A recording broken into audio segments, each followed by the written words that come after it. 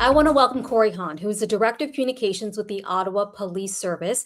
But Cory, you didn't start there. It took a while for you to get to where you are. Tell us about the long, windy path that led you to where you are today. Yeah, long and windy, for sure. But I've really got found my feet actually working in Canadian politics on the national stage. I first came to Ottawa to work for the Conservative Party of Canada under then leader Prime Minister Stephen Harper. It was a minority government, if people can remember back that far to his leadership. But that's where I really started to cut my teeth, and eventually, not long after, I found myself thrust into the role of being the national spokesperson for the Conservative Party of Canada across the country. So I spent a good 10 years, short time, in that role, working for Prime Minister Harper, eventually his replacement in interim Rona Ambrose, to the full-time replacement of Andrew Scheer, to his full-time replacement of Aaron O'Toole. And that's when I decided to try something new and found myself as vice president of communications and marketing for a national nonprofit called the Center for Israel and Jewish Affairs. After that, here I am. I'm wondering, since you have had the chance to work with so many different types of leaders in these types of situations, what really stands out to you in terms of what makes an effective leader in communications versus someone who's not quite as good? The thing that a lot of leaders struggle with most is you want to be all things to all people, but uh, the best leaders I've worked around are the ones that are most authentic to their true selves.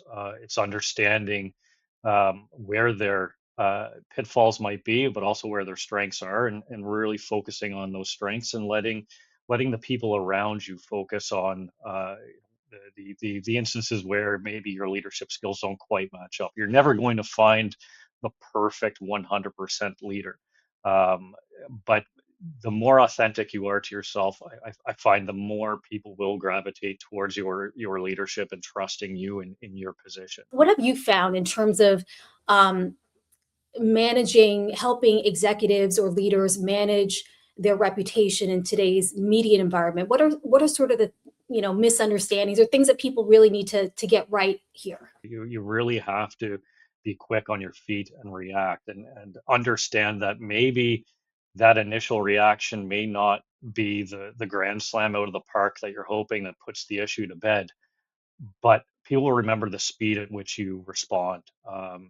That initial reaction, that first touch point that people have with you as a leader or the organization in time of crisis, in times of reputation management, that is what people remember most. Not maybe necessarily did they get it 100% right, but were they 100% quick out of the gate?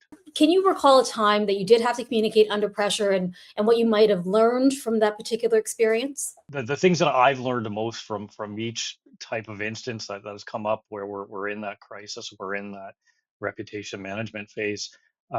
It's how the leader I was advising and working for kind of reacted in those moments, and then tweaking my response for the next one. If I know there's a leader that um, has a certain demand, I want to see a response. Um, in the news media first and foremost, but your our first kick at the can, we didn't do that. I was like, okay, now I remember this for next time, and you start to kind of you're able to mold the responses based off of how that leader believes and wants us to react. There's other times where you're caught in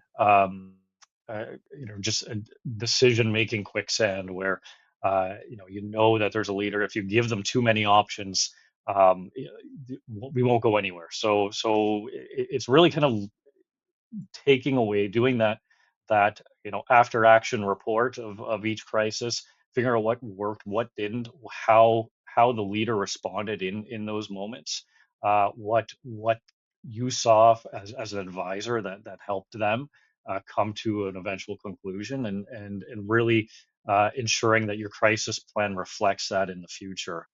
And Corey, finally, one piece of advice that you would give to someone stepping into a senior leadership role. Yeah, look, it's being authentic to yourself. It's something that you hear ad nauseum in politics, is the authenticity of a leader. What I've found is that carries over into the private sector as well, or public sector as it may be. Don't try to change your leadership to fit what you think is a good leader mold. Just play to your strengths. Obviously, if you have room to grow in some areas, grow, but play to your strengths. Okay, Cory Hann, we appreciate your time and your insights. Thank you. Great, thank you. Thanks for watching this video. If you liked it, please make sure to subscribe to this channel for more, or visit westbridgestrategies.com for more information on our organization.